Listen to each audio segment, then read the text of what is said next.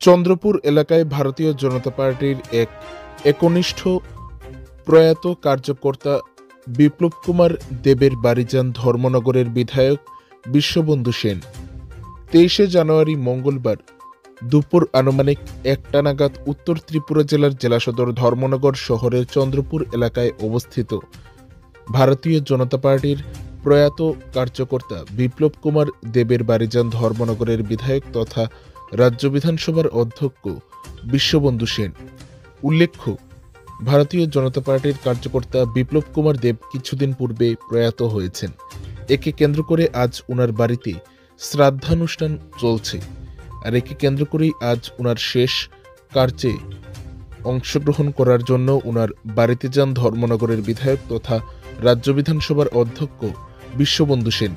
সেখানে গিয়ে উনার পরিবার পরিজনদের সাথে দীর্ঘক্ষণ আলাপ আলোচনা করেন এবং তাদের সুবিধা অসুবিধা সম্পর্কে অবগত হন ধর্মনগরের বিধায়ক বিশ্ববন্ধু সেন। সেই সাথে বিপ্লব কুমার দেবের আত্মার সদ্গতি কামনা করেন এবং ওনার পরিবার পরিজন যাতে এই শোক কাটিয়ে উঠতে পারে তার জন্য ভগবানের কাছে প্রার্থনা করেন ধর্মনগরের বিধায়ক বিশ্ববন্ধু সেন।